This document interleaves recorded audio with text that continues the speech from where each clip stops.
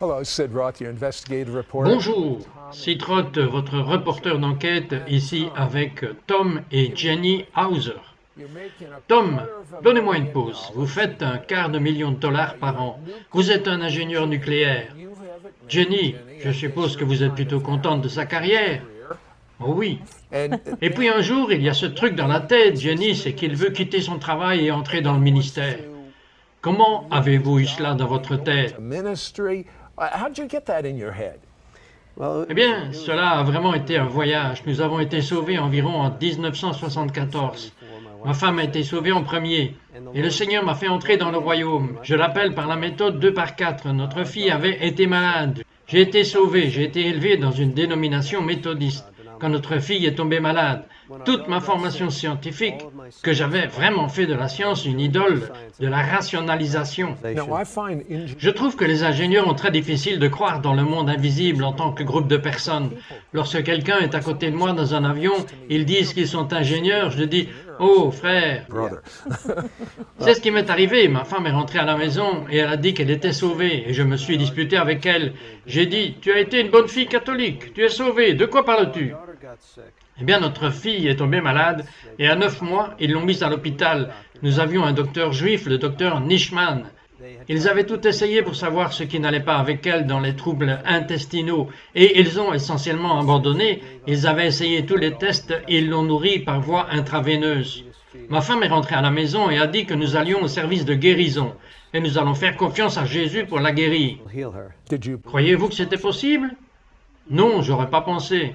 Je sais que vous ne vous y attendiez pas. Donnez-moi une pause. Un ingénieur nucléaire? Et je suis entré dans la chambre d'hôpital et après que le docteur Nishman nous ait dit en gros qu'il avait abandonné, ma femme est entrée avec moi et puis ma fille était essentiellement attachée parce qu'il l'avait nourrie par voie intraveineuse et j'ai eu la chose la plus proche d'une dépression nerveuse. J'ai dit que je devais partir. Je suis rentré chez moi avec des larmes. Nous vivions dans les bois dans le nord de l'État de New York. Je travaillais sur un site nucléaire pour le service de sous-marins d'attaque rapide à ce moment-là. Et j'ai dit à Dieu, dans l'angoisse de mon âme, j'ai dit, j'ai entendu toute ma vie ma mère dire que tu es un Dieu qui fait de bonnes choses. Si tu existes, guéris ma fille, et si tu veux bien, je te parlerai. Et environ une semaine plus tard, ma femme est venue à la maison et a dit que nous allions à un service de guérison. Il y avait un pasteur baptiste nommé le révérend Floyd Baker. Il avait été un ange de l'enfer et s'était converti. Il ressemblait à un ange de l'enfer, dans son costume. Nous allons à ce parc en plein air, dans le nord de l'État de New York, à Schenectady, et il donne des paroles de connaissance. Et je pense, ce gars, c'est une arnaque, ça ne peut pas être vrai. Je ne savais même pas ce que c'était, et tout d'un coup, il s'arrête au milieu de son sermon. Il montre les gradins où je suis assis à l'arrière avec ma femme et dit « Il y a un couple qui prie pour un jeune enfant et cet enfant est guéri d'un trouble intestinal en ce moment. » J'ai dit à ma femme « Tu lui as dit ?» Et elle s'en va et elle se met à genoux et elle adore le Christ et je pensais que j'avais perdu la tête. Je peux comprendre. Et donc à ce point, nous sommes allés voir le docteur Nishman. Je pense qu'il pensait que nous étions très stressés. Ma femme a expliqué au médecin juif que Jésus venait de guérir notre bébé et donc nous avons pris le bébé. Le docteur nous a donné toutes ces choses sur ordonnance qu'on devait acheter et j'ai acheté pour $100 de flocons de bananes du Canada, des substituts minéraux, etc. Nous rentrons à la maison et ma femme me dit « Ne t'inquiète pas pour ce genre de choses. Jésus a guéri le bébé. Mets le bébé dans la chaise haute. » Et la petite Sarah a mangé je ne sais pas combien de repas en une seule séance. Environ une semaine plus tard, elle va toujours bien et elle prend du poids. Et en plus, je me suis promené dans les bois après que le docteur ait dit « Continuez à faire ce que vous faites. » Mais attendez une seconde, comment diable avez-vous fait pour croire comme cela? Vous êtes un bébé croyant? Je n'avais pas d'autre choix, Sid. J'étais juste une maman désespérée et je voulais cela pour mon enfant. Et je venais juste de commencer à croire que le Seigneur était réel. Il n'était pas seulement quelqu'un que vous priez et que vous faites du bien ou quelque chose comme cela. Alors j'ai dit que nous allons le croire et voir si Dieu est vraiment réel. Je sais, mais vous avez Tom qui doute. Eh bien, nous avons toujours été opposés et j'ai dit faisons confiance à Dieu pour cela et nous l'avons fait. Tom, vous sortez dans le bois. Oui, je sors dans le bois. J'ai dit d'accord, donc tu es réel, je n'aime pas tes méthodes. Je ne les aime pas du tout. Alors c'est comme ça que je dis aux gens maintenant que je suis l'un de ces gars à 2 par 4. Il y avait un pasteur, je raconte cette blague de temps en temps, il y avait un pasteur, un vieux pasteur, qui avait un cheval et il aimait ce cheval. Et il a donné ce cheval à une autre personne. Il a dit, j'ai juste un critère dont vous avez besoin pour aimer ce cheval, et c'est de bien le traiter. Donc le jeune homme pense, je peux le faire. Et il monte sur le cheval. Et il dit, avance. Et le cheval ne le fait pas. Donc le vieux pasteur ramasse un bois et frappe le cheval sur le côté de la tête et dit, maintenant, vas-y. Et le jeune homme dit, je pensais que vous m'aviez dit, sois gentil avec lui. Et le pasteur répond, j'attire juste son attention. Alors Dieu avait attiré mon attention. Et à ce moment-là, j'ai vraiment abandonné. J'ai dit, d'accord, j'abandonne.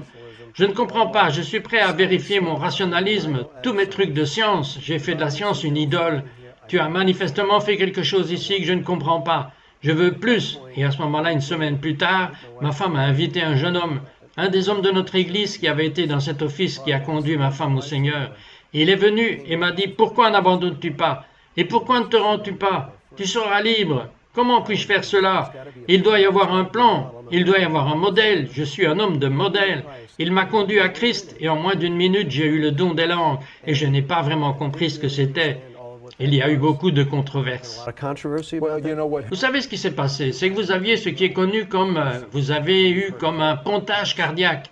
Il y a eu un contournement mental. Il a commencé à parler une langue pour laquelle il n'avait jamais été formé. Cela ne peut pas arriver à un ingénieur, mais il l'a fait. Ne partez pas, nous revenons tout de suite. But it did. Don't go away, we'll be right back.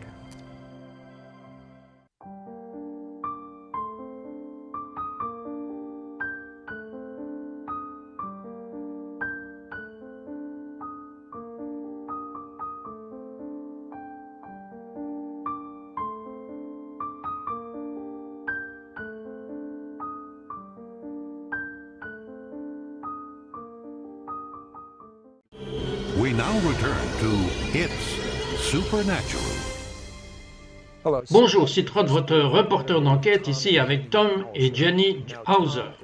Maintenant, Tom gagne $250 000 par an en tant qu'ingénieur nucléaire. Sa femme est radicalement sauvée et expérimentée avec Jésus. Puis il voit leur fille guérie et son esprit d'ingénierie s'incline. Et il devient radical pour Jésus au point même de parler en langue. Son cerveau n'avait jamais été enseigné pour ce que la Bible appelle les langues inconnues. Et Tom, vous devenez insatisfait d'être un ingénieur nucléaire. Mais vous avez cette idée radicale d'entrer dans le ministère. Parlez-moi de cela. And Tom, you were growing dissatisfied being a nuclear engineer, but then you get this radical idea of going into ministry. Tell me about that. J'avais obtenu d'être transféré de site nucléaire de Caroline du Nord. Je me suis retrouvé en Géorgie. Et nous étions dans une église en Géorgie. Et à ce moment-là, je suis vraiment insatisfait. J'arrive vraiment au sommet de ma carrière. On m'avait promis une très grosse promotion. Et à ce moment-là, j'ai dit que ce n'était pas cela. Ce n'est pas la réponse à mes prières. Alors j'ai dit à ma femme, je crois que le Seigneur m'appelle dans le ministère à plein temps. Et Jenny, qu'est-ce que vous en avez pensé? Est-ce qu'il est fou? Que voulez-vous dire? Est-ce que tu es fou? D'abord, vous voulez qu'il devienne un croyant en Jésus? Maintenant, il va un peu trop loin? Vous savez, vous aimez le quartier, faire des ongles et tout cela, et nous aimons Jésus tout le temps, je veux dire dans le monde de l'entreprise. Alors pourquoi ne le laissez-vous pas faire? Parce que j'avais cette idée en tête. Oh Seigneur, je ne le ferai pas. Je ne voudrais jamais être la femme d'un pasteur. Elle le fera et ensuite tu nous as envoyés en Afrique. Oui, tu sais que je pouvais juste penser qu'il y avait des trucs bizarres. Alors, comment avez-vous changé d'avis? Eh bien, je suis allé me coucher en demandant au Seigneur, « Oh, mon Seigneur, pourrait-ce être de toi? As-tu donné à mon mari cette idée? » Et toute la nuit, il a joué cette chanson comme ça. Il m'a parlé toute la nuit et il m'a dit, « Ne me feras-tu pas confiance? »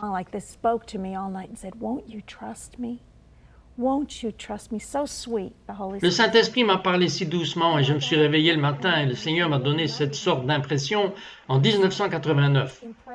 Nous venions d'aménager dans une toute nouvelle maison et nous avions le bain à remous et tout ça et je me sentais comme s'il y avait cet esprit qui disait « Profites-en maintenant, car dans les 10 années, ta vie entière va changer et être différente. » Et j'ai dit « Je dois juste rêver, alors je profite. » Et puis le Seigneur m'a rappelé cela et c'était dans les années 1990.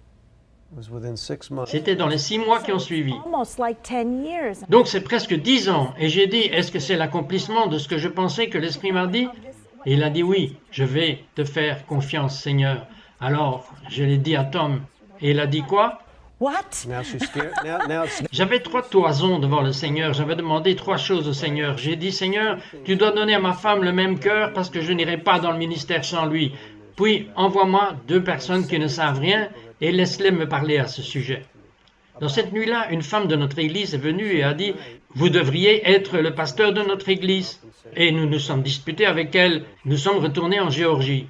Et un homme nous a appelés, sa femme nous a appelés. Il a dit, pouvons-nous venir ce soir? Et j'ai dit, pas ce soir, nous sommes fatigués. Et elle était assez énergique, ce qui lui ressemblait pas. Elle est venue et nous parlions et au milieu de la conversation, tout d'un coup, l'homme a dit, je vois un gros symbole avec un signe électrique général dessus, avec une ligne rouge à travers. Vous ne travaillerez plus pour General Electric, vous allez être pasteur dans une grande église. J'ai dit, waouh!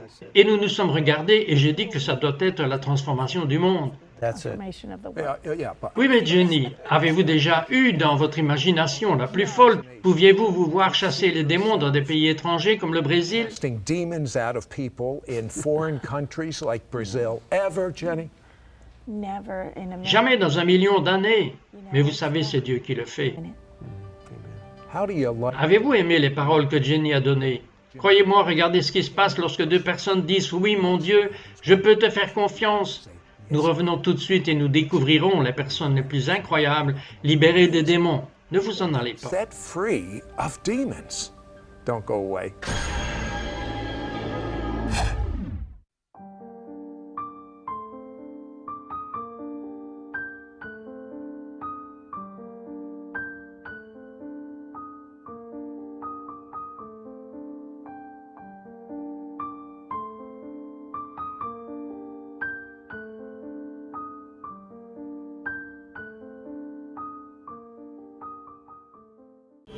We now return to It's Supernatural.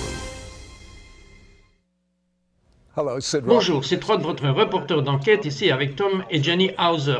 Qu'est-ce qui se passe lorsqu'un ingénieur américain décide de jeter l'éponge et d'entrer dans le ministère? Maintenant, Jenny, si quelqu'un vous avait dit que vous iriez au Brésil chasser les démons des gens, étant une gentille femme d'entreprise vivant la plus belle vie avec un mari gagnant $250 000 par an, jamais vous ne l'auriez fait. Would you? Would you? Oh my Oh non, non, non, je suis juste la personne type. Tom, typical person. Did you believe Croyez-vous qu'il y avait vraiment des démons? really demons? La vérité, The truth. honnêtement, non, je savais que les hommes étaient capables du mal, parce qu'évidemment, vous pouvez voir cela en tant que personne très rationnelle. Mais si on m'avait dit que le Seigneur allait tirer ma queue de chemise, embrouiller mes cheveux et dépareiller mes chaussettes, et j'ai eu cette parole que j'ai dite, mais il a fait tout cela. Et je pensais que les démons, le diable, les cornes, c'est quoi tout ça? C'est beaucoup de trucs hollywoodiens. Pour vous savez, quelque chose. Okay, I'm gonna Ok, take you to je vais vous emmener au Brésil, la première fois que vous avez eu une rencontre avec des démons. Parlez-moi-en. tell me about it. That C'était was vraiment incroyable. Nous étions avec un ministère de l'éveil mondial, Randy Clark. Et il n'y avait que 13 ou 14 d'entre nous sur ce voyage. 11 d'entre eux sont dans mon église. Et je suis censé être le pasteur qui sait tout bien sur comment les protéger. Et nous sommes dans une réunion. L'église est remplie d'une section très pauvre du Brésil. Et il y a eu une parole donnée pour ceux qui étaient en phase terminale. Et Randy a dit, je pars pour prêcher. L'équipe doit prendre le malade en phase terminale à l'arrière et prier pour eux. Et nous nous sommes retournés. Et je vous dis, Sid, c'était un spectacle. C'était juste un spectacle triste. Il y avait des personnes en fauteuil roulant. C'était triste à voir. Ma femme a commencé. Je priais pour une femme avec le sida et ma femme a commencé à prier pour une femme. Et nous avons su plus tard son nom qui était Priscilla. later name. Her name was Priscilla. This was Priscilla. C'était Priscilla. Je l'avais interviewée comme on nous dit de le faire pour découvrir les détails. Bien sûr, vous travaillez par l'intermédiaire d'un interprète. Donc ça prend un peu de temps. Mais je trouvais que je n'allais nulle part avant de prier pour elle et ça n'arrivait pas. Et j'ai posé plus de questions par l'intermédiaire de l'interprète et j'ai découvert qu'elle avait des antécédents familiaux de malédiction, de sorcellerie et c'est répandu au Brésil. Et donc j'ai dit restez ici avec l'interprète, je vais chercher mon mari. Il est bon dans ce genre de choses. Alors je suis allé chercher Tom qui a fini par prier pour cette personne. For the other He's woman. the ex. C'est l'expert des démons, il ne croit même pas qu'ils existent. Oh, Well, They anyway, wanted him. so we Eh together. bien, alors nous nous sommes occupés de cela ensemble, de cette femme nommée Priscilla. Et elle, je vais laisser Tom partager, c'était vraiment précieux, comme elle avait une jambe déformée à cause d'une malédiction. From a curse put on her. How Believe this. deformed? À quel point était-elle déformée? Elle ne pouvait pas marcher, elle ne pouvait pas marcher sans boiter énormément. Et vous pouviez voir, son pied était à 90 degrés. À 1 an, son père s'était moqué d'un enfant voisin qui était estropié. Et au Brésil, il y a un groupe appelé le peuple de la sorcellerie Mucumba. Et il a eu une malédiction sur sa famille à cause de ce qui s'est passé. À 1 an, ce pied de Priscilla, il s'est avéré qu'elle a eu 9 interventions chirurgicales. Elle est devenue paralysée. Son dos était hors de l'alignement. Et quand elle a commencé à nous en parler, j'ai dit « Ok, eh bien j'ai lu le livre et la Bible parle de diabolisation. » À ce moment-là, ma femme et moi, nous avons vécu notre première délivrance avec cette femme prenant l'autorité en sachant que nous avions lu beaucoup de livres clés à l'époque. A lot of the key books at that time. Had you read Aviez-vous lu ce livre? Oui, je le connaissais personnellement et il a dit que lorsqu'il a écrit ce livre, lui et sa femme ont eu les moments les plus difficiles. C'était tellement précieux. Il dit tout. Mais allez-y. valuable? It tells it all, but go ahead. So Donc c'était une jolie délivrance pour nous.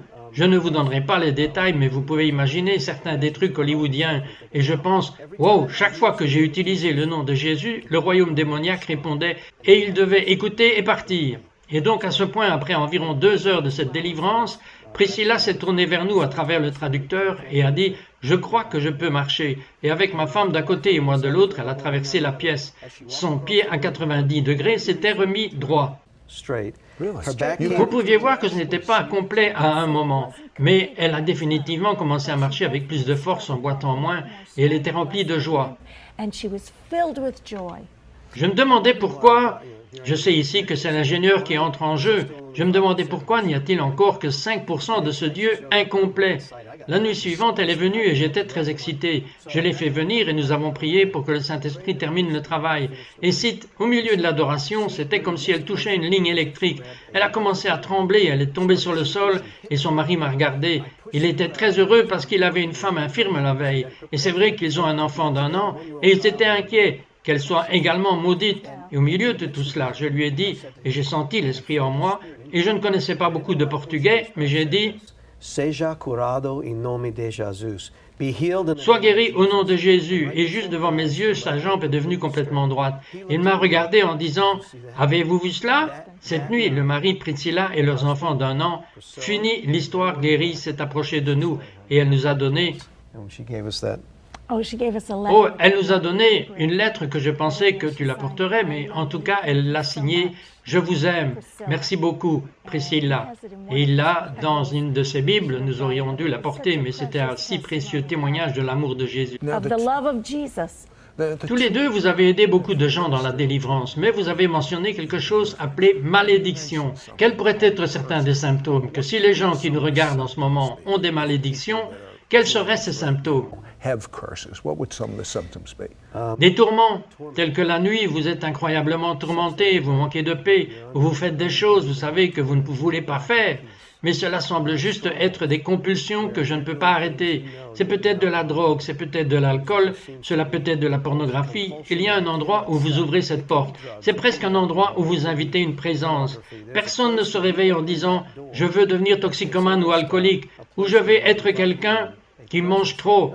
Donc je vais être dans un certain esclavage à la pornographie, mais nous avons vu tous ces cas dans le ministère, et cette forteresse s'empare et invite ces ténèbres en vous. In all of those cases. And that stronghold gets a hold and invites that darkness in. Tom, Tom, pourriez-vous prier pour les gens et briser les malédictions, parce que je comprends que les malédictions peuvent revenir 4 générations en arrière et briser jusqu'à 4 générations. Pouvez-vous prier maintenant pour les gens? for people. Yeah, I believe there's Oui, some, je crois qu'il y en a qui sont ici ce soir, vous êtes à l'écoute et je crois que c'est un rendez-vous divin.